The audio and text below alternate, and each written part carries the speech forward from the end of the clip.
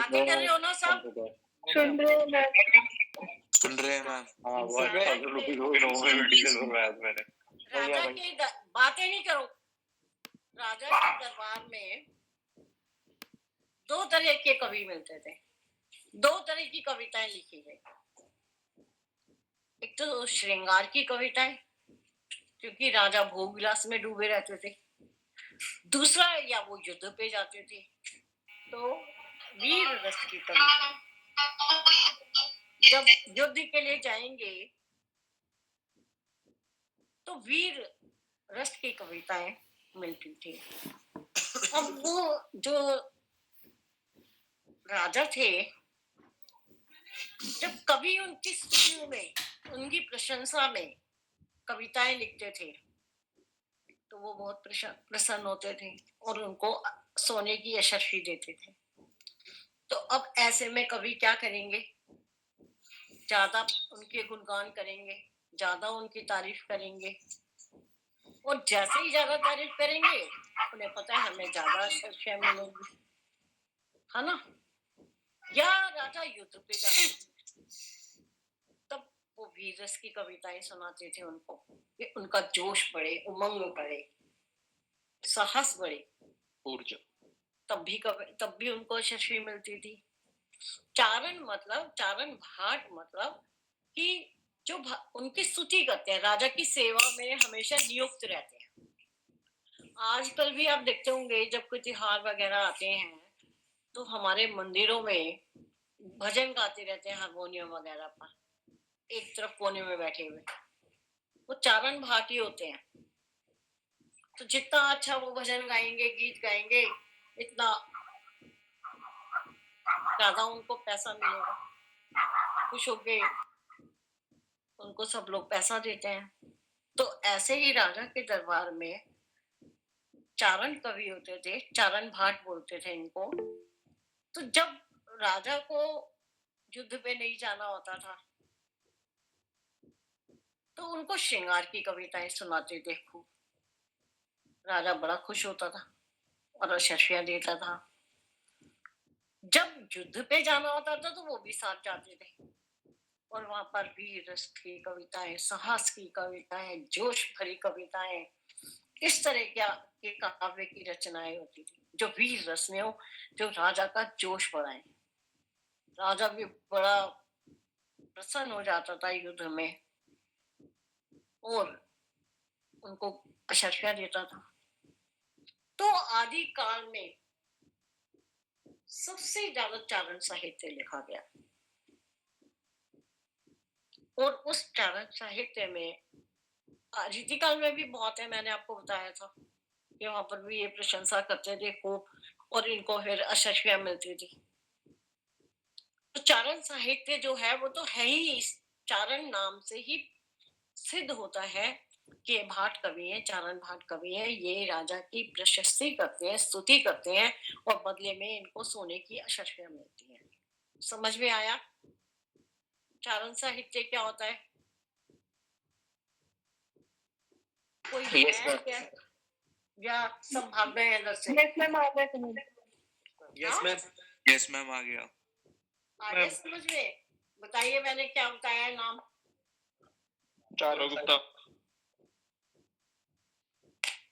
चारण साहित्य। तो वो जो चारण साहित्य है, क्योंकि हमें उसमें बदले में अशर्फियां मिलती थी तो उसको बहुत सुंदर रूप में गाया जाता था।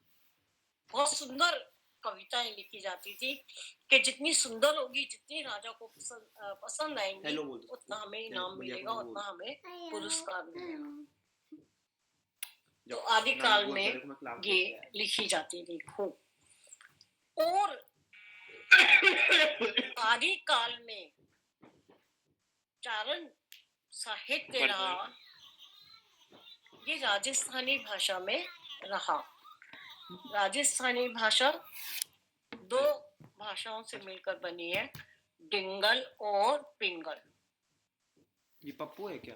तो जो चारण कवि थे वो अपने आश्रयदाता राजाओं के, जो उन्हें आश्रय देते थे, पनाह देते थे, उन राजाओं की प्रशंसा राजस्थानी भाषा में करते थे। चारण कवियों में सबसे ज्यादा जो प्रसिद्ध थी कविताएं वो थी चंद बरदाई की।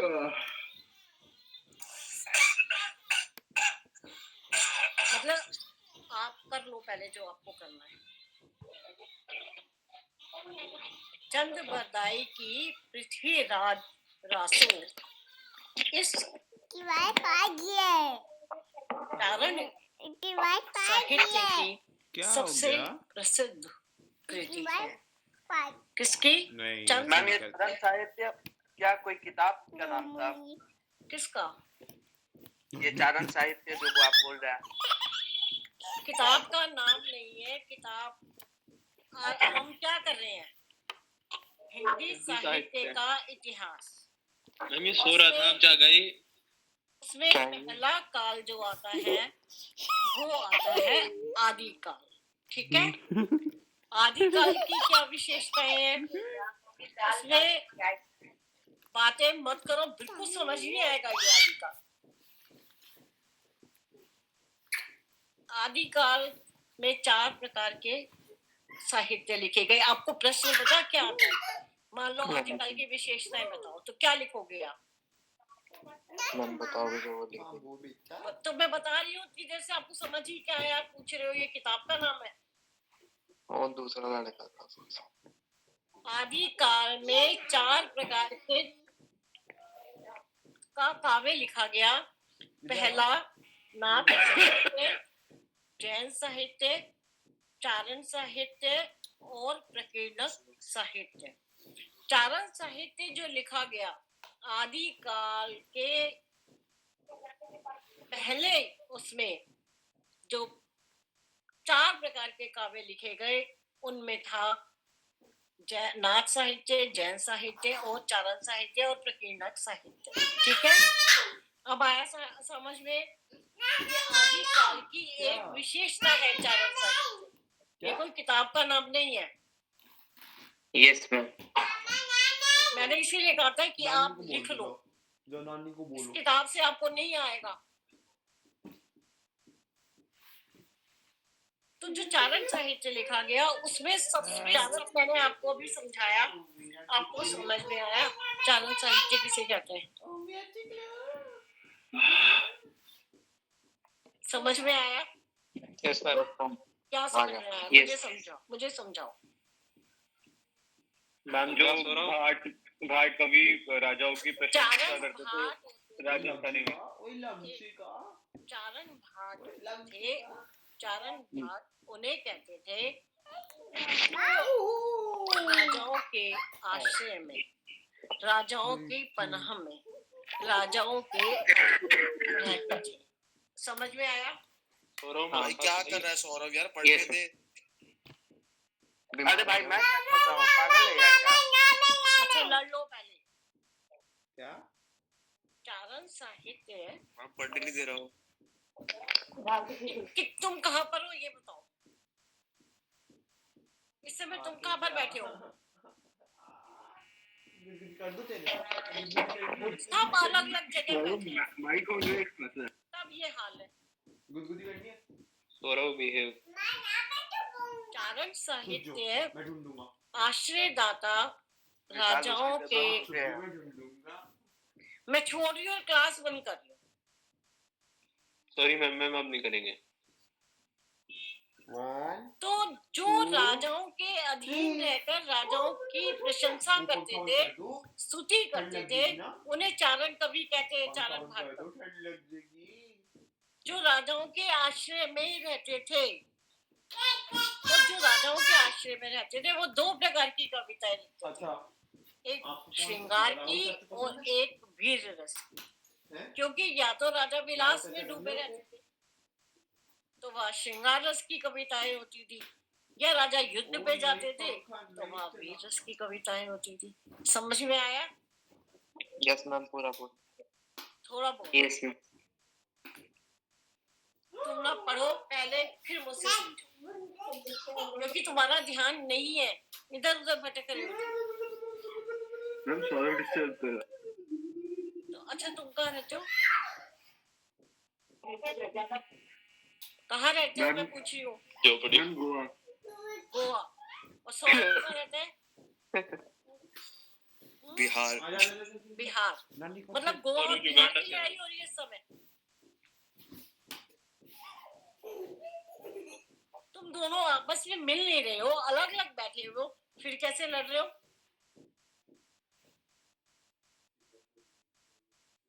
तो जो चारण कवि होते थे, मैम इसका बचपना अभी तक गया नहीं है।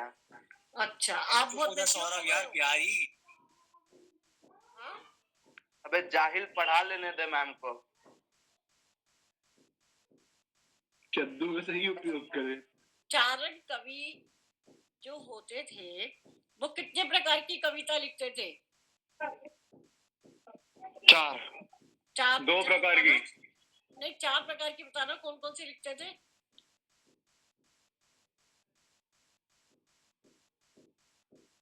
मैम 2 प्रकार की। हाँ, 2 प्रकार की कौन सी होती थी? मैम वीर और श्रृंगार। हाँ, 4 प्रकार की विशेषताएं हैं इसमें। साहित्य, जैन साहित्य, चारण साहित्य और प्रकीर्णक साहित्य। कंफ्यूजिंग है कोई कंफ्यूजिंग नहीं है, आप कर रहे हो उसको, क्योंकि आपने कॉपी पेंसिल तो लेके बैठे नहीं हो जो थोड़ा थोड़ा पॉइंट्स लिखते रहो। मैम 2 मिनट रुक जाओ फिर। अच्छा, मैं 2 मिनट रुक जाऊं तब बात करूंगी। और कल क्लास नहीं होगी, परसों क्लास होगी। हम आपने कहा था ना आप नोट्स दोगे। मैम क्यों? मैं नोट्स तो तब दूंगी ना जब आप कॉपी पेंसिल लेके बैठोगे। हमसे तो मैम क्लास कल क्यों नहीं होगी? मैम फोटो खींच के व्हाट्सएप पे डालो। हाँ, क्लास कल क्यों नहीं होगी? क्या बोल रहे हो? मैं कुछ आगे कर रहा है फोटो खींच के व्हाट्सएप पे क्यों नहीं डालते? अच्छा, मैं नोट्स बनाऊं पहले, फिर उसकी तू फोटो खींच खींचूं मेरी फोटो। और फिर मैं तुम्हारे को फोटो डालूं। मैं समझा नहीं सकती। मैंने नहीं बोला मैम वो लिखवा दो ना, फिर जो नोट्स आप बनाते हो वो लिखवा मैंने दो तो ना। नोट्स नहीं बनाए हुए। तो फिर हमें लिखवाओगे क्या? मैं लिखवा रही हूँ नहीं, हूँ तुम्हें पढ़ा नहीं रही हूँ। मैम बोलो मैम छोड़ो ये सब। मतलब मैम आप ना मैम स्क्रीन शेयर कर लो, कोई बोलेगा नहीं फिर कुछ। क्या कर दूं? वो माया है। स्क्रीन शेयर करके बना दो, फिर कोई नोट्स के लिए कुछ बोलेगा भी नहीं, सामने दिख जाएगी ना स्क्रीन। Yes ma'am yes. ये भी ठीक बच्चों को है। समझ भी आएगा, इंटेंशन भी रहेगा कि यहाँ लिखा हुआ है। हाँ, intention अरे भी- मैं क्या दिखाऊं? किताब में लिखा हुआ है, बहुत लंबा चौड़ा लिखा हुआ है।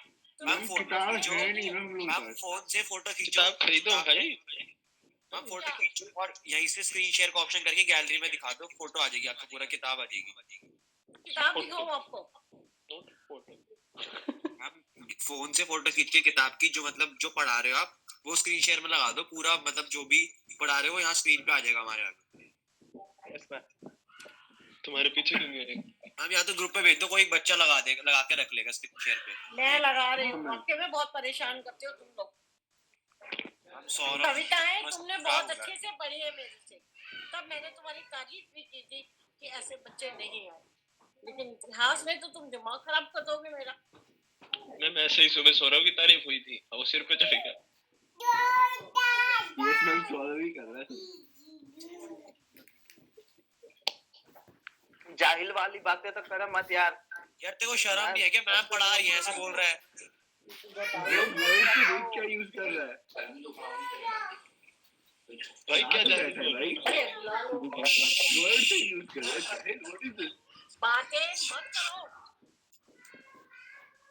आया बेटा आया। बातें करते रहोगे, छोटे बच्चे हो।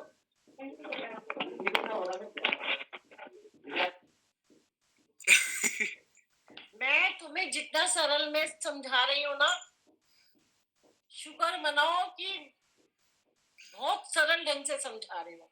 किताब में Thank you very पढ़ोगे much, तो ma'am. दिमाग खराब हो जाएगा। Thank you ma'am.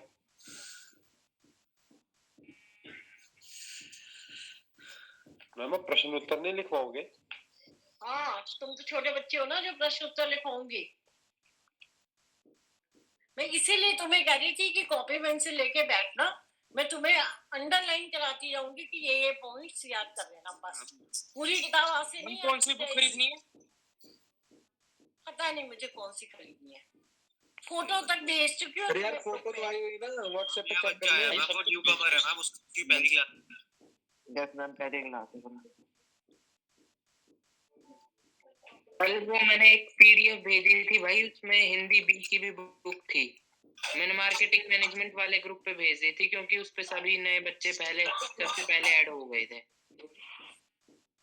मैंने तुम्हारे ग्रुप में भेज दिए, देखो मोबाइल खोल के।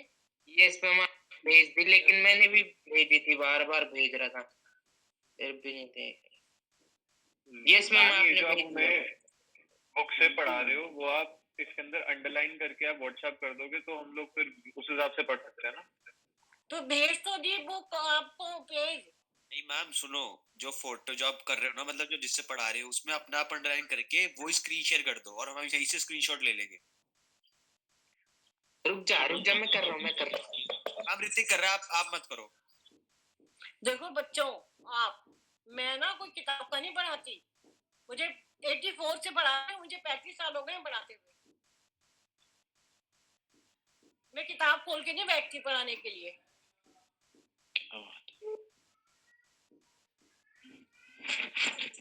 कर दिया, किसने किया है अंडरलाइन? ऋतिक ने ऋतिक ने कर दिया अंडरलाइन। Yes ma'am. मैम क्या अंडरलाइन?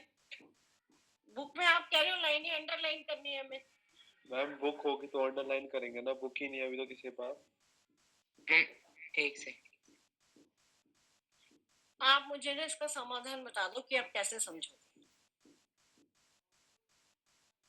मेरे पास एक ही समाधान है कि मैं आपको नोट्स लिखवा सकती हूँ, क्योंकि मैंने कहीं पर लिखा नहीं होगा।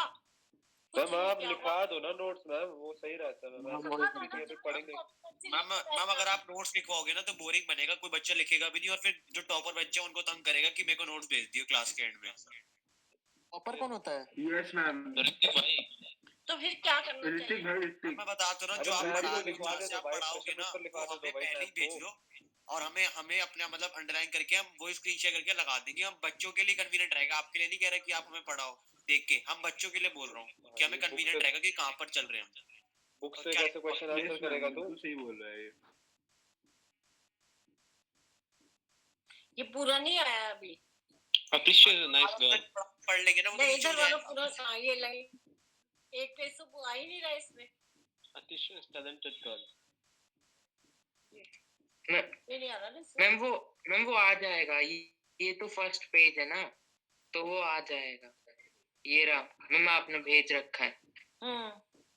अब देखो आ गया। हाँ अब आ गया। तो इसमें मैं पढ़ा रही हूँ, इसमें मैं आपको पढ़ा रही हूँ चारण साहित्य, ठीक है? Yes ma'am. सबको दिख रहा है ना? तो जो चारण साहित्य है उसमें मैंने आपको बताया 5वीं 6ठी लाइन है कि चंद्र, क्योंकि सारे तो आप नहीं याद कर सकते नाम, है ना? कि दलपति ने खुमान रासो लिखा, नरपति ने, बीसल देव ने ये रासो लिखा। एक सेकेंड। हाँ बताइए।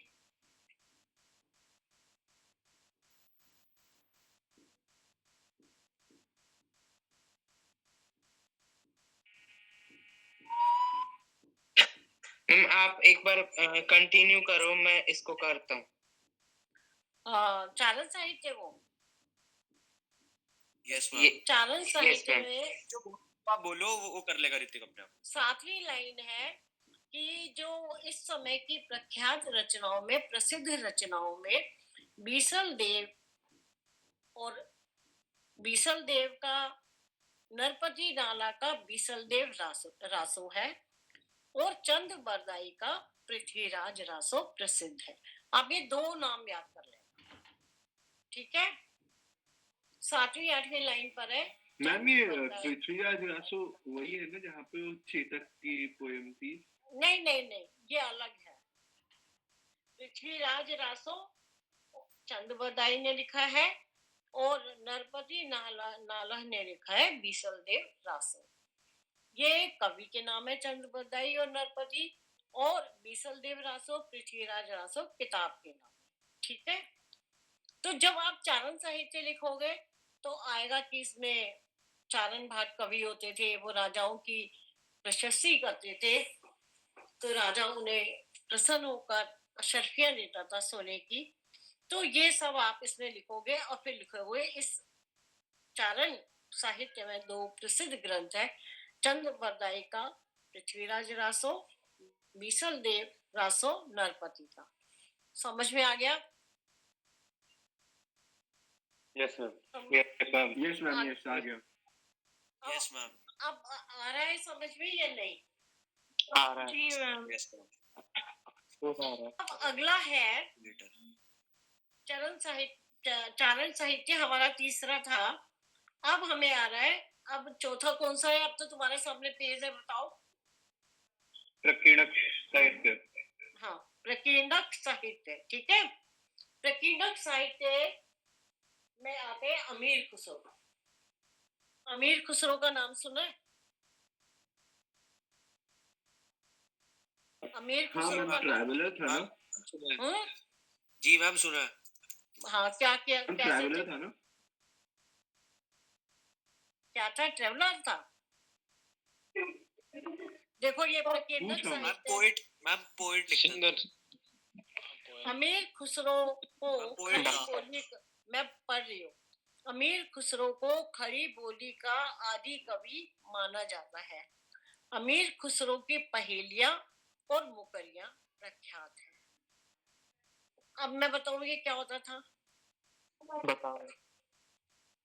पहले ये सारा बता दूं क्या हुआ है। मैथिल कोकिल विद्यापति भी इसी समय के अंतर्गत हुए। मैथिल कोकिल, मैथिल भाषा में, मैथिली भाषा में जो विद्यापति थे वो, उनकी जो साहित्य था मधुर पदों में था। जैसे कोयल होती है ना, उसकी आवाज बहुत मधुर होती है, तो ये भी मधुर पदों की रचना करते थे। अब आता है अमीर खुसरो का। समझ रहे हो? अमीर खुसरो जो ये प्रकीर्णक होता है ना, ये इसका मतलब होता है कि ये मतलब एकदम साथ जुड़ा नहीं। मैंने आपको 4 शब्द दे दिए या आपने मुझे 4 शब्द दिए कि मैडम इसको जोड़कर आप कोई कविता या कोई पद बनाओ या कोई मुकरी बनाओ, ठीक है। जैसे आपने मुझे कहा खीर, खीर समझते हो? No ma'am. खीर है, ढोलक है, चरखा है। गांधी जी का चरखा। एक बार अमीर खुसरो, खाने वाली खीर। अमीर खुसरो जो है वो घूम तो ये लोग एक जगह नहीं टिकते थे, बिहार करते रहते थे। तो उनको प्यास लगी, तो उन्होंने देखा कि एक कुआं है, वहां पर बहुत सारी स्त्रियां पानी, 4 स्त्रियां पानी भर रही है। तो अमीर खुसरो ने कहा कि मुझे प्यास लगी है, मुझे पानी पिला दो। तो उन महिलाओं ने कहा कि आप अमीर खुसरो हो? तो उन्होंने कहा हाँ, पहले हमें एक मुकरी बना के सुनाओ। तो उन्होंने 4 शब्द दिए। पहला खीर, समझ रहे हो? फिर खीर, फिर चरखा, एक ने कहा कुत्ता और एक ने कहा ढोल। एक ने कहा खीर, एक ने कहा चरखा, एक ने कहा कुत्ता और एक ने कहा ढोल। समझ आया? Yes ma'am. अब अमीर खुसरो ने तुरंत बना दिया। खीर बनाई जतन से, खीर इतनी मेहनत करके बनाई। और तूने क्या किया? चरखा दिया जलाए। भाई चूल्हा जलाने के लिए लकड़ी की जरूरत होती है ना, तो तूने चरखा दिया जलाए। आया कुत्ता खा गया, तू बैठी ढोल बजाए। चारों शब्द आ गए ना? खीर बनाई जतन से है, खीर इतने यत्न से, प्रयत्न से बनाई। दूसरी को कहा तूने चरखा दिया जलाए। तीसरी को कहा आया कुत्ता खा गया, चौथी को कहा तू बैठी ढोल हो जाए। जोड़ दी ना एकदम, चारों शब्दों को कैसे जोड़ दिया। ये मुकरियां होती हैं, पहेलियां होती हैं। तो अमीर खुसरो जो थे वो बहुत प्रसिद्ध थे, प्रकीर्णक साहित्य में वो बहुत प्रसिद्ध थे। दूसरे थे, अब लाओ स्क्रीनशॉट दो आप मुझे, विद्यापति। विद्यापति मैथिल कोकिल माने जाते हैं। मैथिली मैम स्क्रीनशॉट कौन सा? जो मैंने दिया है आप उसको उस पर डाल दो ना, मैं समझाती रहूंगी। Yes ma'am. मैम यही वाला वो ये वाला साहित्य है, प्रकीर्णक साहित्य। प्रकीर्णक साहित्य। अमीर Yes, खुसरो ma'am. की मैंने एक वो बताई ना कि जैसे शब्द दे देते थे और वो तुरंत बना के बता देते थे। यस मैम, तो ये वाला है वो साहित्य। हाँ, प्रकीर्णक साहित्य में मुकरियां और पहेलियां प्रसिद्ध है। अब आया समझ में? मैं समझ गई तुम लोग कैसी भाषा में समझोगे। परसों जब मैं बनाऊंगी पढ़ाऊंगी तो मैं वहां पर किताब का जो पेज है वो अंडरलाइन कर दूंगी, लाइनें कि मैं यहाँ पर हूँ। ठीक है? जी मैम। जी मैम। मैम उससे Okay, अटेंशन ma'am. बना रहेगा। हाँ मैम उससे अटेंशन बना रहेगा। हाँ हाँ, आपकी तो उससे अटेंशन ध्यान बन जाए। हाँ। चलो अब इस थैंक काल यू वेरी में मच मैम। ये रस कौन सा होता है? इस काल में जो प्रमुख रस है वो श्रृंगार रस है। इसको अंडरलाइन कर लो, क्योंकि पूछा जाता है, खास बात पूछी जाती है कि भाषा कौन सी है और रस कौन सा है। तो इस काल में श्रृंगार रस प्रमुख रस है और अपभ्रंश भाषा इस युग की प्रमुख भाषा है। समझ में आया? कौन सा रस? रस और भाषा जो है वो हमारे से हर उसमें हमें बतानी होती है। ठीक है? तो इस युग में कौन से रस की कविताएं लिखी गई?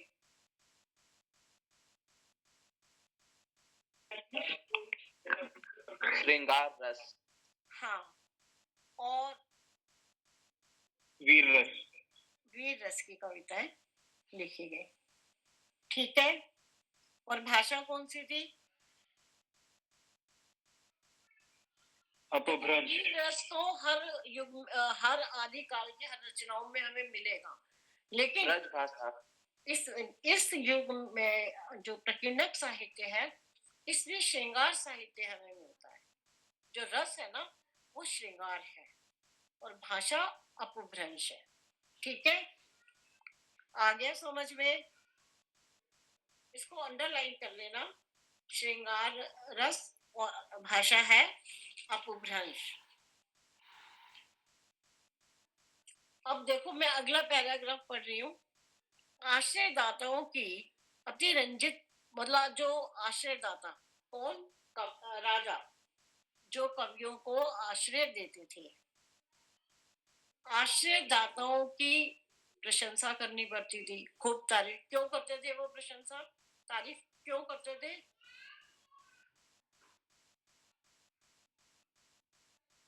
आश्रयदाताओं की तारीफ कवि क्यों करते थे?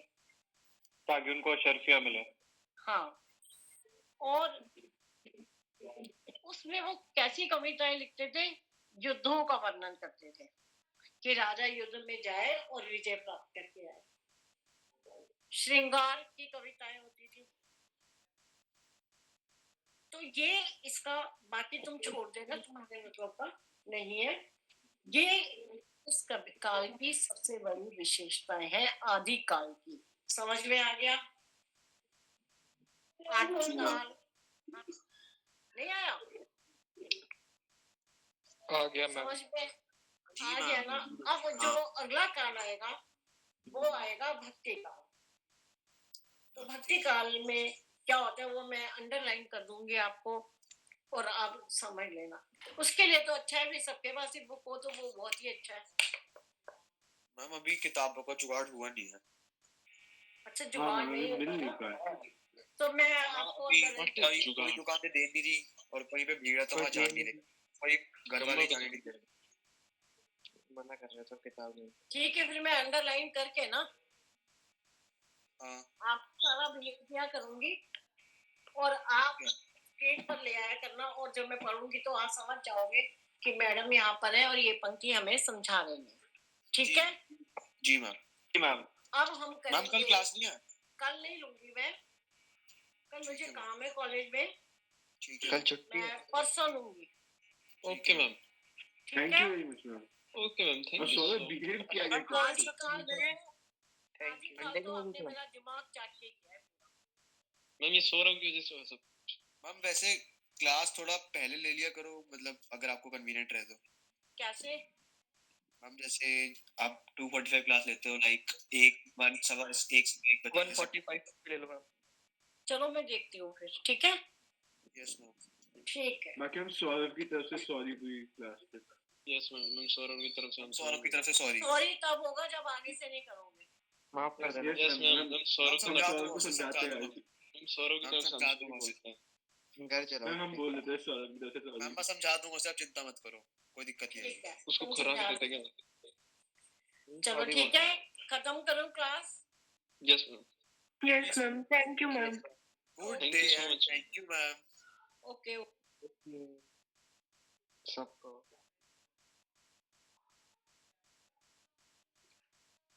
क्या कर दिया सौरभ ने?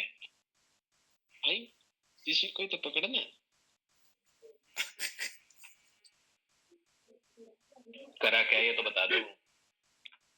किसी से पूछो यार वो सहम गया, वो कुछ बोल भी नहीं रहा। भाई, क्या पता रोने लग गया हो। तुमने गुस्सा दिला दिया। सहम गया भाई। अब तू गया बेटा, बिहार से है वो, बंदे बुलाएगा। हमारे सौरभ क्या को कर गया कहाँ बेटा? बोल दिया तुमने? बिहार से है बेटा, बंदे बुलाएगा वो, बंदे। भैया बुलाएगा। तो तेरे पीछे देगा फॉर्च्यूनर रहेगी अब तो। अरे भाई गोवा तक आने के लिए फ्लाइट चाहिए, बिहारी अफोर्ड नहीं कर सकते। भाई बिहारी बहुत सही आदमी होते हैं, बहुत बढ़िया आदमी होते हैं, बस यही हाँ, पता वैसे ही नहीं है। Exceptions are always there.